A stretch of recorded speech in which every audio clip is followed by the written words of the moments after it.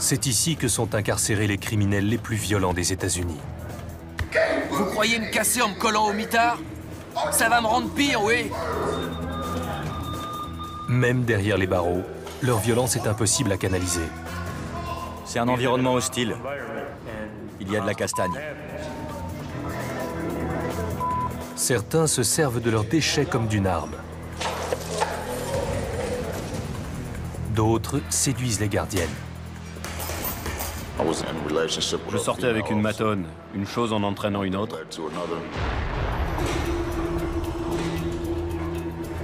Ils ne manquent pas une occasion de se battre ou d'agresser leur geôlier. Mais ici, les fortes têtes sont matées. À genoux. Entre.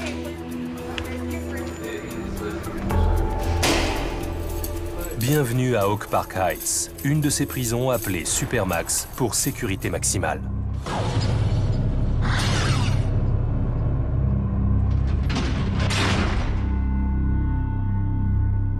« 21-42, d'après l'examen médical. » 27 octobre 2005, 21h. Prison de Oak Park Heights, dans le Minnesota. À l'issue d'une bagarre, le détenu Micah Boyle est en sang.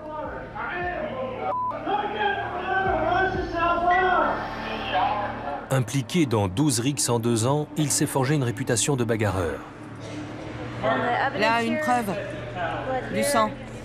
Incapable de le contrôler, le dernier établissement où il était incarcéré a demandé son transfert ici. Là, du sang.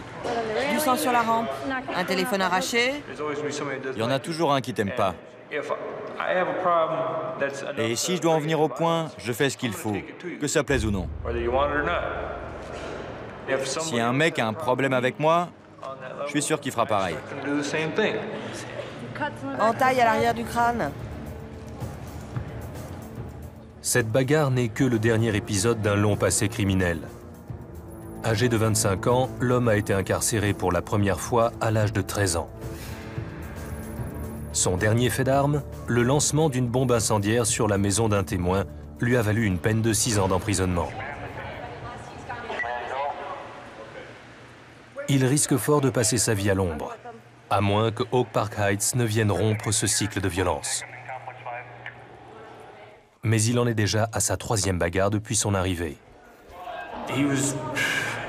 Il a mis en doute mon intégrité. Il m'a manqué de respect. Si tu te fais pas respecter dans ce genre de situation, t'es foutu. Parce qu'après, tu deviens une cible. Tu deviens, tu vois, tu deviens un sous-homme. Mais ici, la violence n'est pas tolérée. Plus un détenu se bat, plus on serre la vis. Boyle va bientôt découvrir la sévérité de la sanction.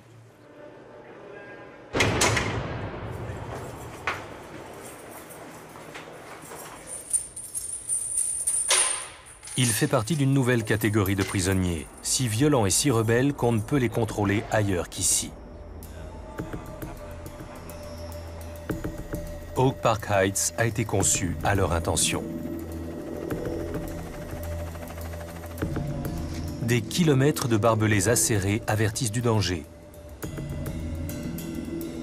La prison elle-même est une véritable forteresse. Érigée sur 5 étages, des murs épais constituent un formidable bunker.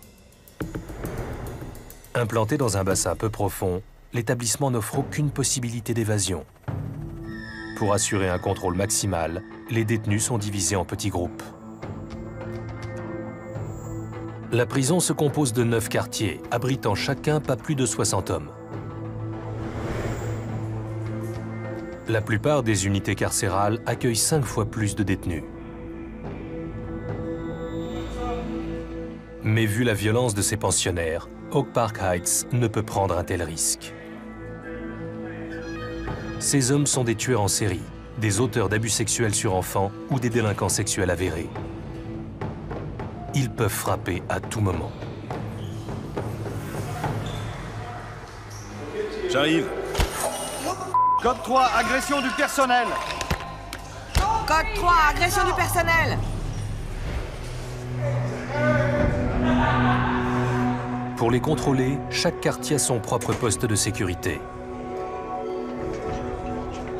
Si un problème prend trop d'ampleur, l'unité est épaulée par le commandement central de la prison. C'est le poste de contrôle central. On contrôle chaque porte, chaque caméra. On a accès à tout. Personne ne peut entrer ni sortir à notre insu. On est le noyau, le centre nerveux de l'établissement. La plupart des prisons sont équipées de douzaines de caméras. À Oak Park Heights, il y en a plus de 500. Installées dans les halls, les couloirs, les ascenseurs et les parties communes, elles surveillent les détenus 24 heures sur 24. Si la violence s'empare d'un bloc, le centre de contrôle peut l'isoler d'une simple pression sur un interrupteur.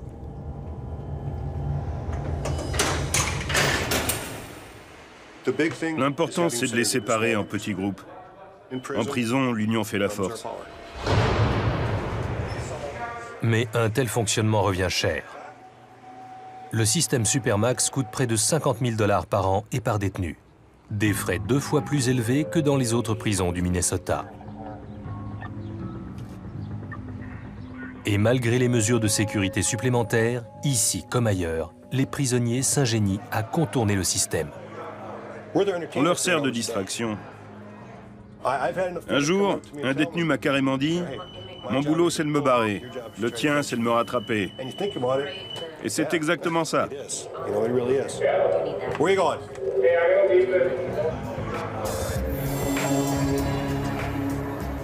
À 11 h du matin, l'officier Casey Johnson prépare le bloc 6 pour la pause de midi.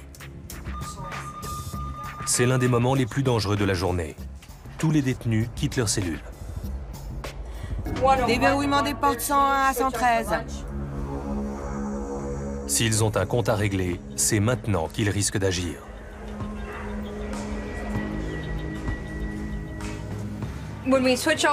Quand on déverrouille les portes et qu'ils font la queue à la cantine, là oui, ça peut devenir très violent. Soit ils se battent entre eux, soit ils agressent le serveur parce qu'il ne s'est pas montré équitable.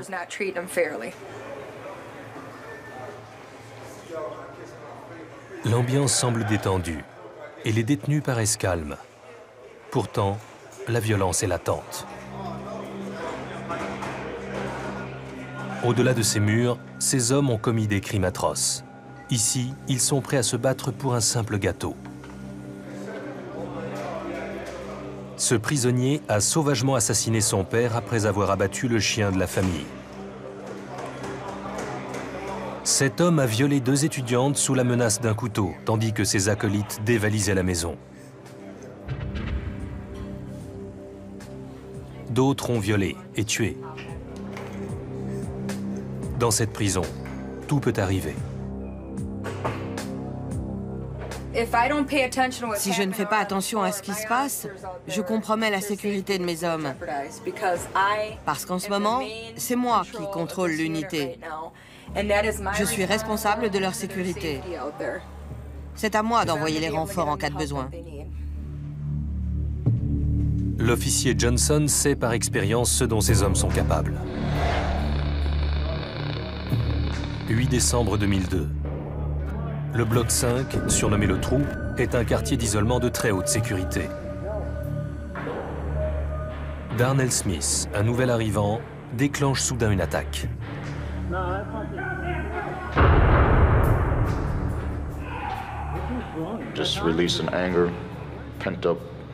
Je ne faisais que libérer la colère que je refoulais depuis mon procès.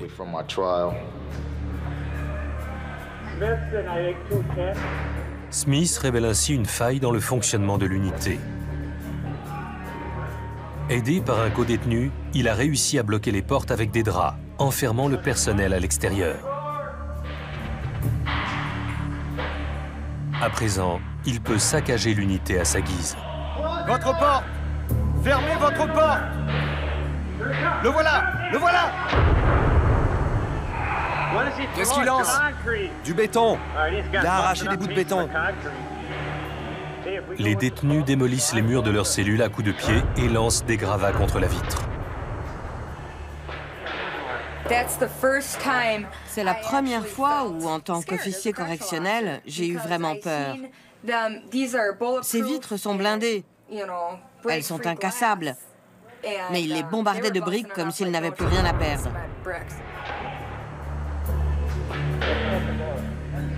Sous l'œil des surveillants abasourdis, Smith laisse libre cours à sa rage.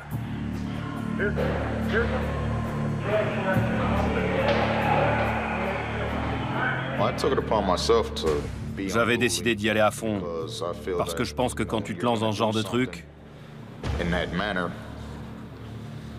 il faut y aller au maximum.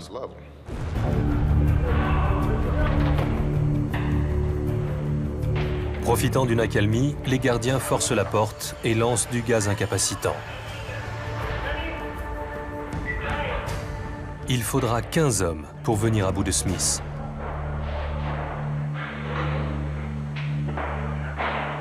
L'incident ne laisse aucun doute quant à la dangerosité du détenu.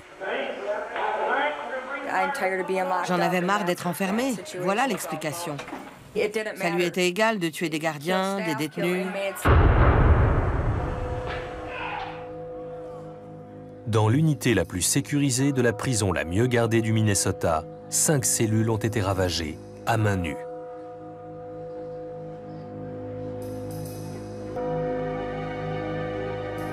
Le système n'est pas infaillible.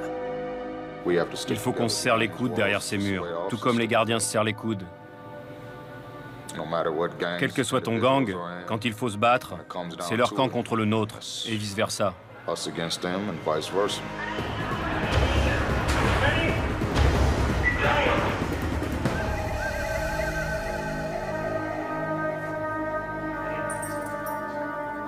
En guise de sanction, Smith a passé 1 an en isolement. Il est maintenant de retour au bloc 6, population générale. Condamné à perpétuité pour meurtre, il a tout le loisir d'élaborer des plans. Sa prochaine tentative sera bien moins directe, mais visera un surveillant.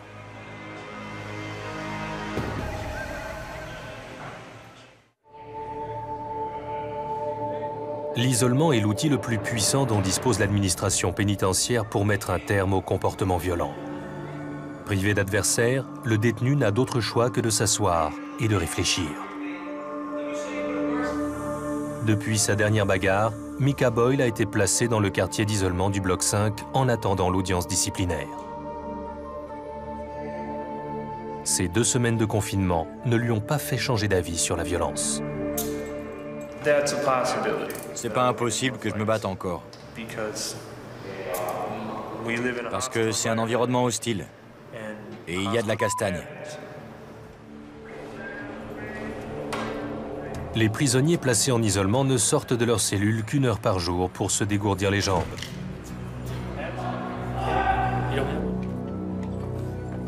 Mais là encore, chaque homme est confiné dans une cage individuelle.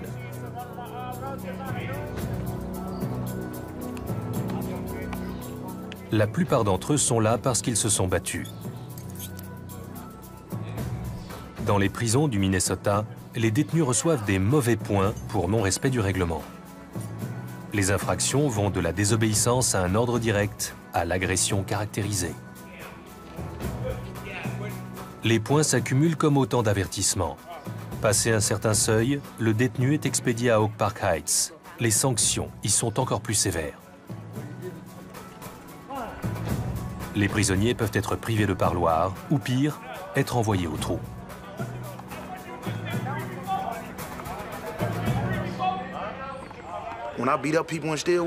À Stillwater, quand je tabassais un mec, je me prenais 15 jours. Ici, c'est 90 jours plus 60. C'est dingue. À Stillwater, ils savent qu'en prison, il y a de la baston. Mais ici, ils prennent tout. Ils ont peur que les mecs, ils laissent leur peau.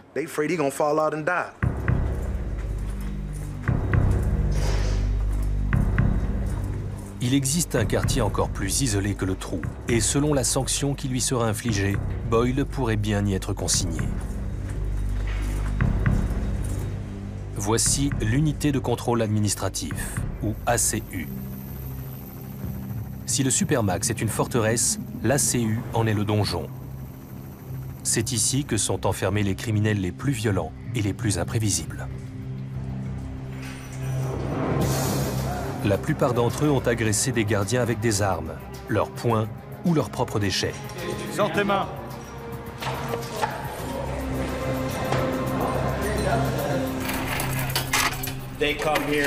Ici, ils sont placés sous haute surveillance. On utilise les entraves chaque fois qu'ils sortent de leur cellule. Ils portent un casque bleu. Cet homme va aussi porter un masque anti-crachat parce qu'il crache sans arrêt. Il a aussi essayé de mordre. Il mord, il crache. C'est pour ça qu'il a été placé en isolement. Le gardien George Oswald va emmener un détenu se faire couper les cheveux. Les surveillants ont rarement de contact direct avec ces prisonniers extrêmement dangereux. En pareil cas, les gardiens opèrent par groupe de 3 et ont recours à des entraves physiques. Il y a seulement quelques mois, un détenu de l'unité ACU s'est attaqué à l'équipe entière. Vas-y. Les gardiens n'ouvriront pas la porte tant que le prisonnier n'aura pas enfilé son masque et son casque rembourré. Ils lui enchaînent les poignets. C'est les spécialistes des coups de tête. C'est une de leurs armes préférées. C'est plus qu'une précaution. 128A, à genoux. Ok Lisa, entre. Les mains à la taille. L'équipe enroule une solide chaîne autour de sa taille et la fait passer dans les fers en serrant ses poignets et ses chevilles. Réduisant la liberté de mouvement du détenu, de telles entraves limitent les risques d'attaque, sans toutefois les écarter totalement. Oswald et ses collègues gardent en permanence une main sur l'homme et ne le quittent pas des yeux. C'est dur de travailler dans le service ACU. Ici, il faut être ferme, parce que ces prisonniers ont eu des tas de problèmes ailleurs. Et donc, ils sont furieux contre nous. Ils cherchent les ennuis.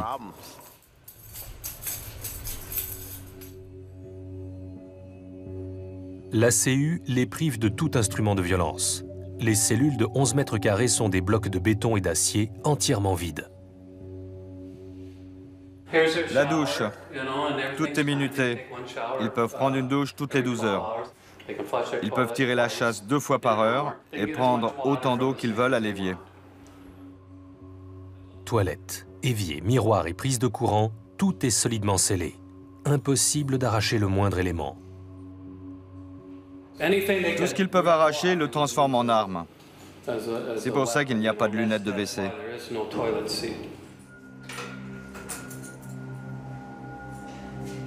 Ces cellules privent les détenus de toute interaction humaine, et même des sons.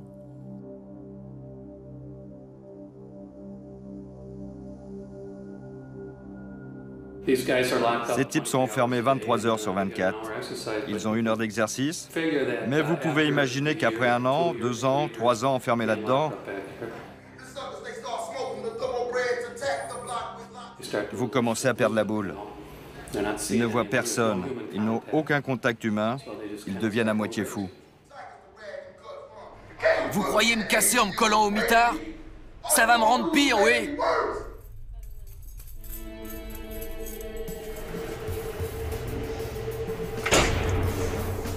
Mais à Oak Park Heights, on sait manier la carotte comme le bâton. Si les détenus suivent les règles et se tiennent à carreau, ils reçoivent des privilèges, comme la possibilité d'assister à des cours, d'exercer une activité rémunérée et même de retrouver leurs co-détenus dans les parties communes. Cette approche semble porter ses fruits. En 23 ans, Oak Park Heights n'a jamais enregistré d'homicide.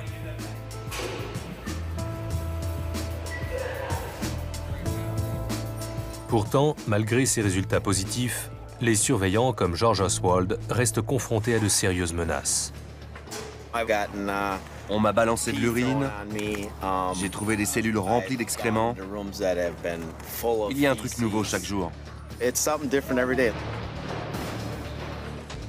Le danger va au-delà de la violence physique.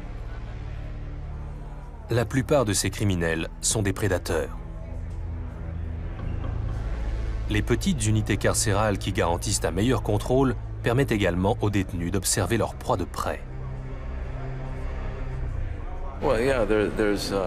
Il y a des détenus autour de nous, là. Et ils nous écoutent. C'est certain. Il y a beaucoup de détenus ici qui écoutent et qui lisent aussi sur les lèvres. Ils sont en prison depuis longtemps et c'est un de leurs outils. Ils savent lire sur les lèvres et analyser notre attitude. Ils nous observent sans arrêt. Et avec eux autour, c'est délicat de parler de nos méthodes de travail devant la caméra.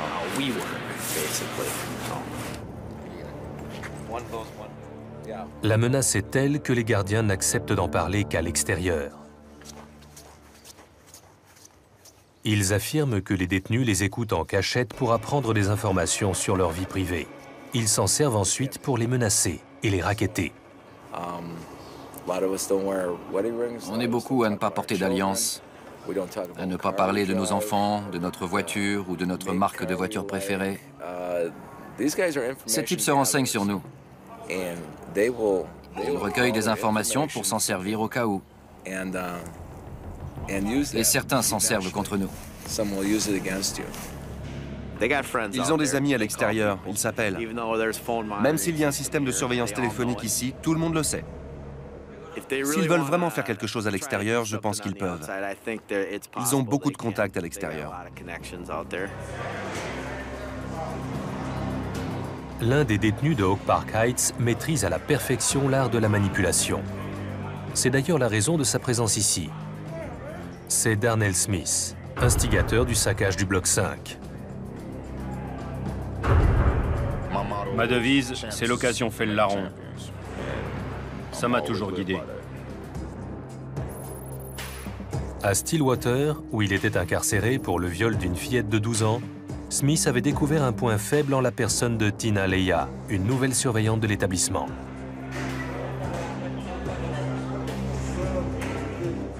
Elle travaillait dans mon unité, là, à Est, à Stillwater. Elle était assise au bureau devant la porte et elle m'a vu. Je me suis approché d'elle et je lui ai parlé plusieurs fois. Et une chose en entraînant une autre, je lui ai demandé si elle voulait être ma femme. Et elle m'a dit oui.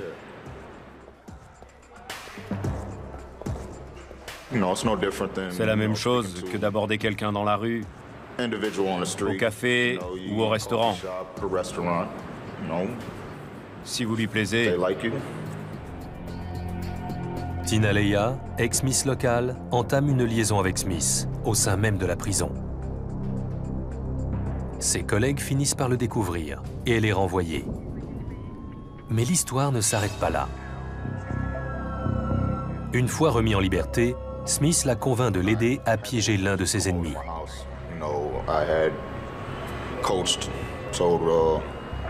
J'ai dit à ma copine de se comporter comme si elle voulait sortir avec lui. Smith abat son rival avant de le couper en morceaux. Alors qu'il tondait sa pelouse à Colburn Township, un homme a découvert le torse à moitié enseveli de Bobby D. Holder, 20 ans, originaire de Saint-Paul. On n'a pas retrouvé ses membres ni sa tête, mais la police a réussi à l'identifier. Smith évoque son effroyable meurtre avec des involtures, comme s'il s'agissait d'un fait anodin. Après l'avoir démembré, je l'ai emballé et j'ai rebouché le trou. La police appréhende le couple.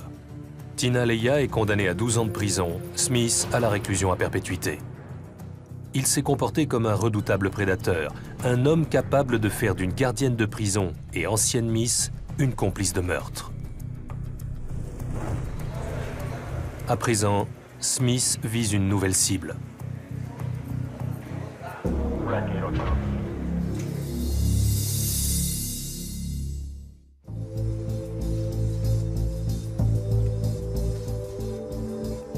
À Oak Park Heights, le personnel demeure vigilant face aux menaces de violence. Les détenus sont fouillés lors de chacun de leurs déplacements. Un corps normal, tout le monde sait à quoi ça ressemble. La peau, quand on touche, c'est lisse. Si on sent des bosses, on vérifie.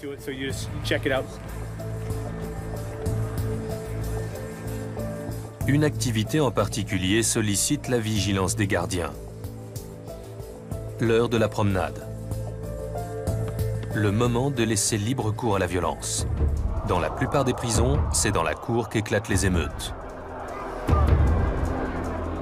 Des centaines de détenus convergent au même endroit, surveillés par une poignée de gardiens seulement. L'occasion rêvée d'engager une bagarre généralisée.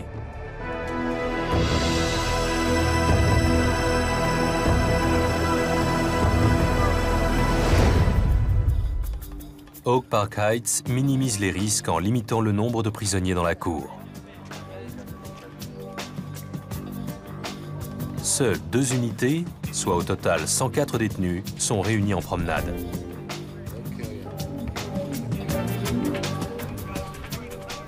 Pourtant, le potentiel de violence est tel que la cour est le seul endroit de la prison où un tireur se tient prêt à intervenir.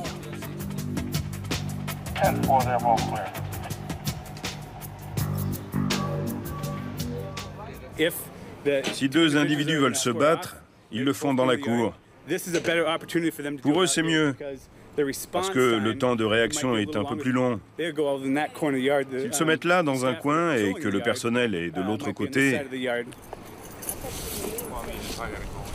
il nous faudra dans les 30 secondes pour les rejoindre. Et ça leur fera 5 coups de poing supplémentaires. Les détenus peuvent tout aussi bien se retourner contre le personnel de la prison.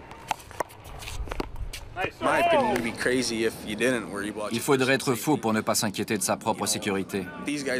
Vous savez, ces types ne sont pas des enfants de cœur. Il faut les respecter et faire son boulot. Mais il ne faut pas oublier que s'ils peuvent vous agresser, la plupart le feront.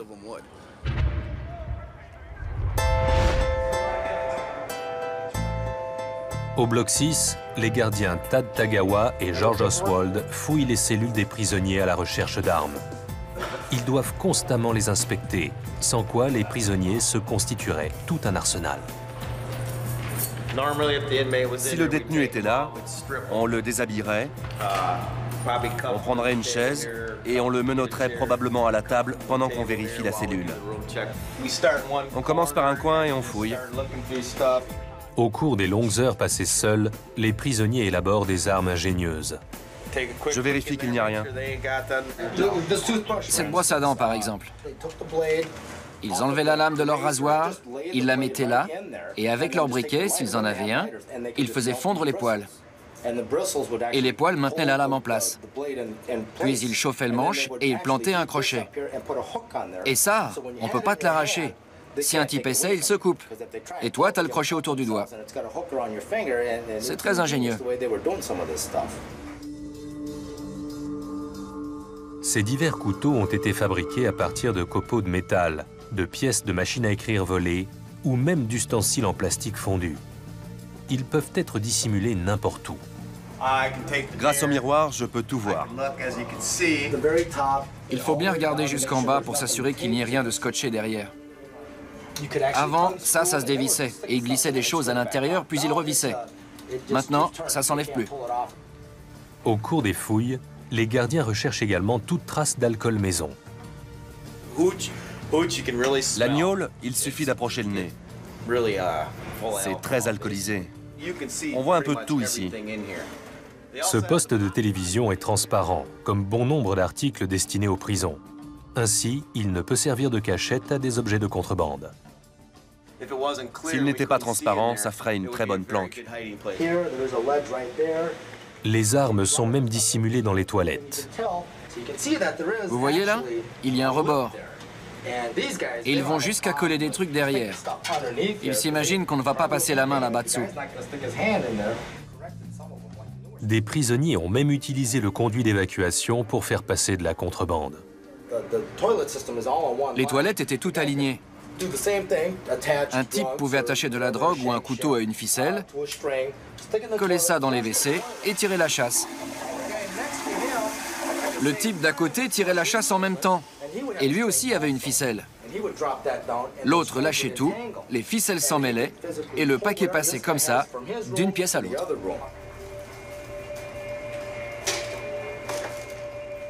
Armes, violence et agression. Mike Green a tout vu. C'est le chef du quartier disciplinaire. Et aujourd'hui, il travaille sur le cas de Micah Boyle. Il repasse les vidéos de ses bagarres. Ok, le type à la queue de cheval est également en faute. Il rejoint Boyle dans les escaliers et il lui donne un coup de couteau derrière l'épaule. Voilà l'arme faite maison qui a été utilisée contre Boyle. C'est le genre de stylo qu'on leur donne dans les cours d'art plastique. Ils sont autorisés à s'en servir. Il a enroulé un élastique autour pour avoir une meilleure prise.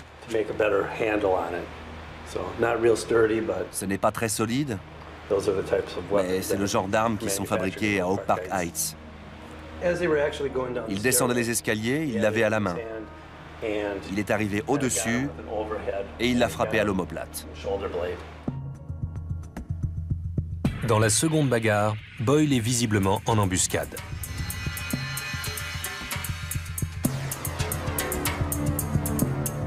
Cette fois, c'est lui qui a attaqué son co-détenu.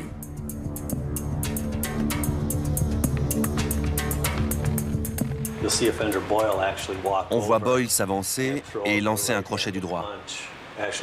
C'est lui qui a déclenché la bagarre. Puis la victime s'est retournée contre son agresseur. Il a saisi un des téléphones accrochés au mur et a commencé à frapper Boyle au sommet du crâne. Peu importe si Boyle a agi ou non par vengeance. À Oak Park Heights, aucune violence n'est tolérée. L'audience disciplinaire est sur le point de débuter. Pour faire passer aux détenus l'envie de se battre, la sanction sera rude. Cette audience disciplinaire concerne M. Micah Boyle, matricule 185981. Un juge venu de l'extérieur réexamine les charges. Boyle est présent. Monsieur Boyle, j'ai sous les yeux l'énoncé des manquements à la discipline qui vous sont reprochés, au nombre de 4. Monsieur Boyle, procédons par ordre. Je vais vous demander ce que vous plaidez. Le premier manquement présumé est la désobéissance à un ordre direct. Que plaidez-vous? Coupable. Sachant que les bagarres ont été enregistrées sur cassette vidéo, Boyle renonce à contester les preuves. Il tente plutôt de négocier une révision à la baisse de ses points. Ces derniers conditionnent en effet la longueur et la sévérité de la sanction. Où que je sois, les jours comptent. Plus je reste au trou, plus je me rapproche de ma libération. Ce qui m'inquiète, c'est mon nombre de points. Mais les membres de la commission sont inflexibles. L'établissement requiert une sanction de 150 jours d'isolement, assortie d'un allongement de peine de 50 jours. Nous pensons que Boyle a cherché la bagarre et qu'il l'a déclenchée. Micah Boyle est prié de sortir le temps que le juge examine l'affaire. Il est agité. Ce qu'il requiert, c'est honteux. 150 jours pour une bagarre à coups de poing, c'est trop. En isolement, on perd tous ses privilèges. L'accès à la cour, au gymnase. On peut sortir de sa cellule qu'1 heure par jour. Dans son ancienne prison, Boyle aurait écopé de 2 semaines d'isolement. À Oak Park Heights, il encourt 5 mois d'isolement et un allongement de peine. Son sort est désormais entre les mains de la commission. Monsieur Boyle, vous avez, de votre propre aveu, commis 4 fautes disciplinaires et je vais donc appliquer les sanctions prévues par la loi. 45 jours d'isolement pour désobéissance à un ordre direct et 150 jours pour voie de fait sur un détenu. Par ailleurs, la loi prévoit également un allongement de peine de 50 jours pour voie de fait sur un détenu. Boyle est sous le choc. Je me suis fait niquer. Je me suis pris 150 jours à cause de mes antécédents. Mes points, je sais pas jusqu'où ils sont montés. J'en étais à 53. Quelle merde.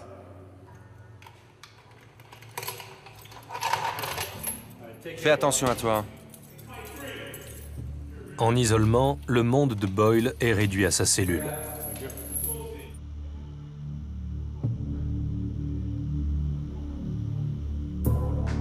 Imagine que tu sois dans un placard avec un WC, la porte fermée, une seule fenêtre, et que tu vives là pendant des mois et des mois.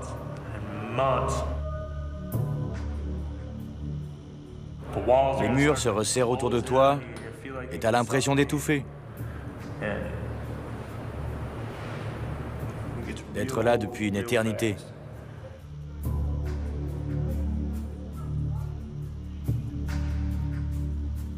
En isolement, certains deviennent fous. Boyle a écrit une lettre à la directrice de l'établissement pour solliciter sa clémence. Il ne lui reste plus qu'à attendre, en espérant de ne pas craquer.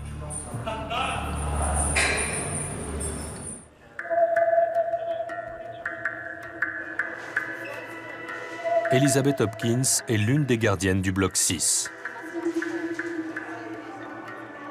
Du haut de ses 1,57 m pour tout juste 50 kg, elle voit souvent son autorité contestée. Beaucoup de prisonniers ici ont des problèmes avec les femmes, justement parce qu'ils ont commis des crimes, des viols ou des meurtres impliquant des femmes, ou qu'ils ont eu des problèmes avec leur mère. Mais récemment, un détenu lui a porté un autre type d'attention. Darnell Smith. Le détenu lui a rapporté des rumeurs circulant à son sujet, et elle sent qu'il attend quelque chose en retour. Darnell Smith a un comportement très manipulateur. J'avais l'impression de l'entendre me dire « Tu devrais être reconnaissante. T'as vu ce que je fais pour toi? Je prends soin de toi. » Elizabeth Hopkins craint que Smith ne fasse circuler des rumeurs à son sujet auprès de ses co-détenus. J'ai remarqué que la plupart des types à qui il parlait changeaient légèrement d'attitude avec moi. Ils m'appelaient ma belle ou chérie, ce genre de petits noms. Et moi j'étais là, attends, comment tu m'as appelé là? Le comportement de Smith alerte le service. C'est ce même prisonnier qui a séduit une gardienne dans son ancienne prison et s'en est servi pour commettre un meurtre. Sentant le danger, Elizabeth Hopkins rédige un rapport disciplinaire. Quel que soit le petit jeu de Smith, il est temps d'y mettre un terme. L'officier responsable de la discipline, Mike Green, convoque le détenu. Smith, service discipline. J'ai pas de pièce d'identité.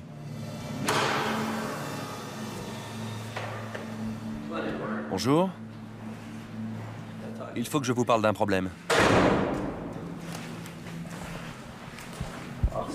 L'officier Hopkins. Elle a écrit un rapport daté du 6. C'est au sujet de vous et de vos rapports avec elle. Je ne sais pas trop quoi en penser.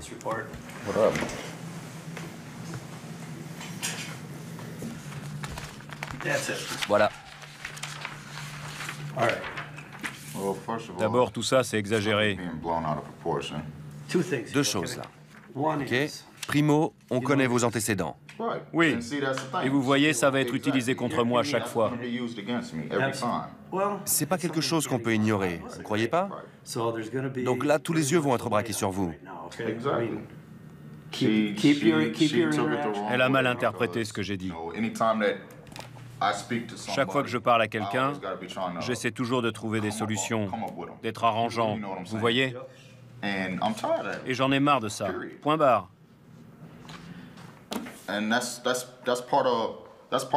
C'est ce que j'ai essayé de lui expliquer, entre autres. Et ça a été sorti de son contexte et monté en épingle. J'aimerais qu'on en parle, vous et moi, et qu'on règle le problème aujourd'hui. C'est tout vu. Après ça, je ne veux plus en entendre parler. N'en parlez pas à la surveillante. D'accord. Elle doit régler ça avec son lieutenant. Dites-le lui. Parce que je ne veux pas qu'elle pense... Je vais lui rapporter notre conversation. Ce que je veux dire, c'est que quand je suis dans les parages, je ne veux pas qu'elle pense qu'elle doit être sur ses gardes et qu'elle ait peur des représailles, parce que je ne suis pas comme ça. Je vous connais bien, mais je vais lui faire savoir. Mais ne dites rien, d'accord? D'accord. Smith, retour au bloc 6.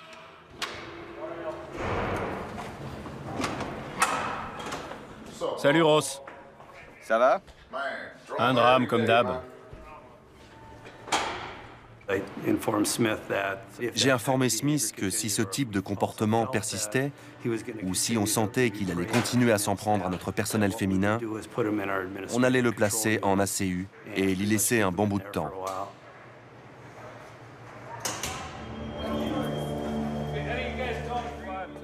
Tout le personnel prend connaissance du rapport disciplinaire. C'est l'exemple type du détenu qui essaie de manipuler un membre du personnel. Le capitaine avertit les officiers que Smith a été convoqué et va peut-être chercher à se venger. L'ensemble du personnel est sur le qui-vive. Je vous libère, merci.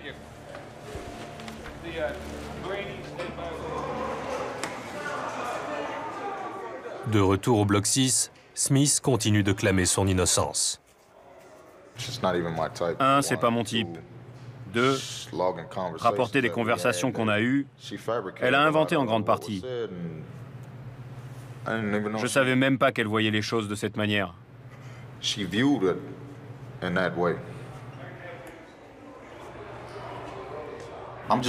suis moi. Je joue pas la comédie devant vous ou devant le personnel. Je suis comme je suis et je vais pas m'excuser.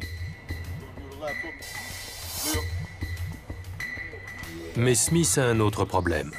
Ses co-détenus ont eu vent de l'incident. S'il n'agit pas, il risque de perdre le respect de ses pairs. Je ne suis pas le pire des méchants ici, mais il y a pas mal de monde qui me regarde. Ils savent de quoi je suis capable et ce que je vais faire. J'ai pas envie que ça prenne des proportions démesurées.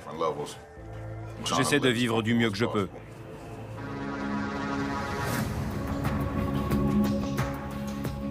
Smith sait que l'officier Hopkins va se présenter au travail dans moins d'1 heure.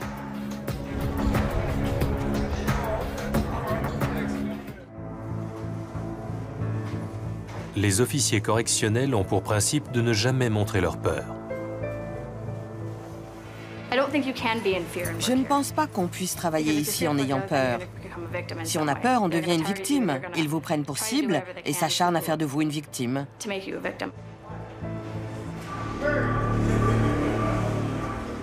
15 heures. Elizabeth Hopkins commence son service.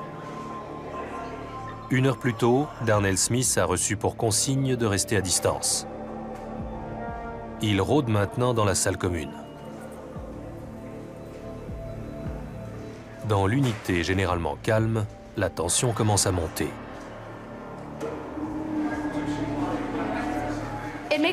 Ça me rend plus prudente que d'habitude. En général, je suis très prudente quand je commence le travail, mais là, je suis encore plus vigilante.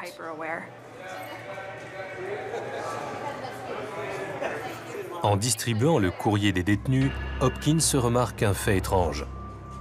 Smith a rassemblé ses affaires, comme le font certains prisonniers sur le point d'aller au trou. C'est déjà arrivé que des types plient leurs affaires avant même qu'il ne se passe quoi que ce soit. C'est mauvais signe. Il est beaucoup plus hostile que d'habitude. Si le détenu s'en prend à elle, il peut s'écouler jusqu'à 30 secondes avant que la brigade d'intervention ne vienne à son secours. Mieux vaut alors rester calme et avoir prévu un plan. Il faut protéger les parties vitales. Si je peux vaporiser du gaz paralysant, c'est parfait. Sinon, je fais de mon mieux pour tenir 30 secondes, le temps que la brigade arrive.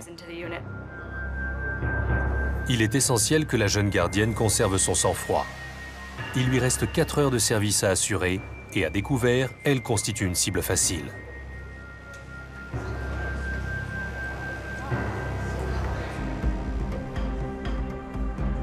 Micah Boyle a passé les 2 dernières semaines en isolement. Il commence à donner des signes de faiblesse.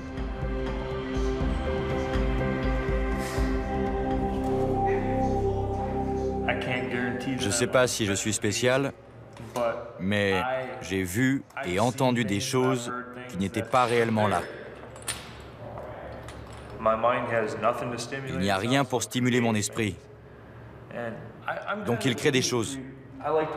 Je suis quelqu'un de propre. J'aime bien tenir ma cellule propre.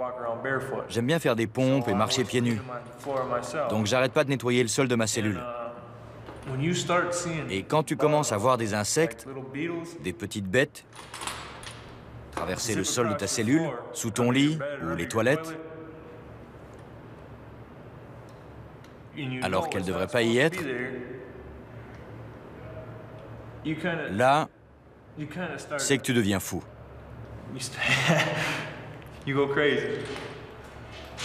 Pour de bon. Une dernière chance s'offre à lui. Mike Green l'a convoqué dans son bureau. La directrice a répondu à son courrier. Bien. La directrice a regardé le dossier. Et comme vous pouvez le voir, elle appuie la décision de la commission et approuve les dispositions qui ont été prises. Elle a donc rejeté votre appel. On en reviendra toujours à votre passé. Vous ne pouvez pas y échapper, les faits sont là. Quelle merde. Arrêtez donc de vous battre. La pilule est dure à avaler, mais c'est la politique de Oak Park Heights. C'est ce que je cherche dans mon boulot. Je voudrais que ces types comprennent la leçon et qu'ils ne recommencent pas. Quel recours j'ai contre ça? Contre ça? Oui. C'est fini, là. Je ne peux pas faire appel auprès de la... Commission? Non. Vous êtes sûr? Oui. Une fois que la directrice a tranché, c'est fini. Quelle merde. Donc mon appel est rejeté. Et sinon, comment ça se passe? Je veux rentrer chez moi. Mais moi donc. Ça fait chier.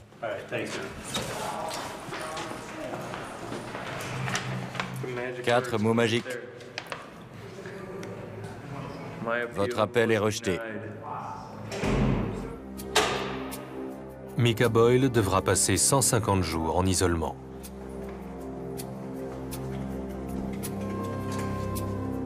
Une sanction censée lui faire perdre le goût de se battre. C'est dur de perdre ses mauvaises habitudes. Mais il faut tendre vers quelque chose de mieux. Parce que rester assis là, c'est du gâchis. Si c'est pour passer sa vie dans un endroit comme ça, autant mourir. «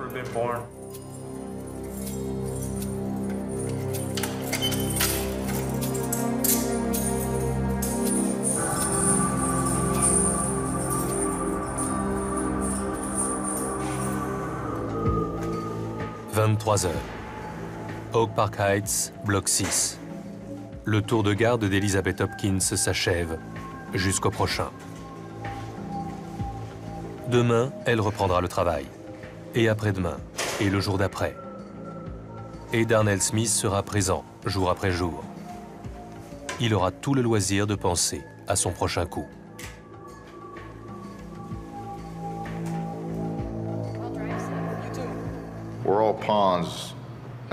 On est tous des pions dans un jeu d'échecs, point barre.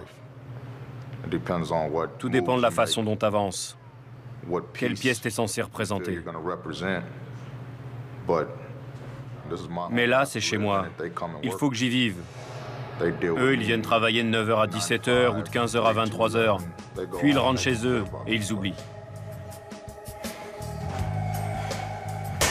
Moi, dans ma cellule, je peux pas oublier, sauf si mon esprit s'évade.